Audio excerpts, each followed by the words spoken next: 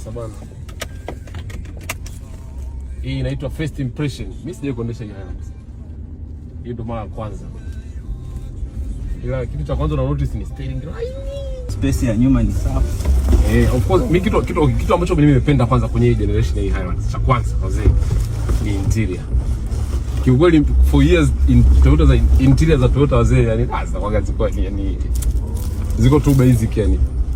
Unaona, lakini hapa kidogo sasa Toyota ameenda full digital yani. Wamekuwekana nimependa the fact kwamba wamemix na digital ambayo ni touch, si ndio? Yes, ni touch. Lakini pia wamekuwekana na buttons kwamba unaweza control buttons hizi kama za AC hivi. That is very nice. Ila hii infotainment system yote niseme ndani au design ya dashboard yote wame derive kutoka kwenye Toyota Tacoma. Sogea kwenye ule uone. Sogea.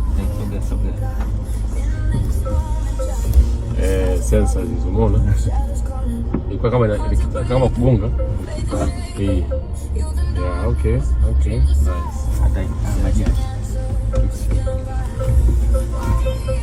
Unaona hizi sensors hizi? Hapo unaona nimegonga kuona kama inaonyesha kama umegonga, lakini ina 360 pia. Unaona inaonyesha nyuma, mbele.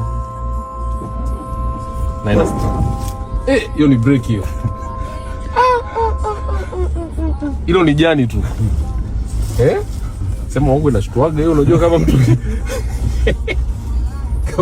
kama mtu hajajipanga hiyo inashtua sana.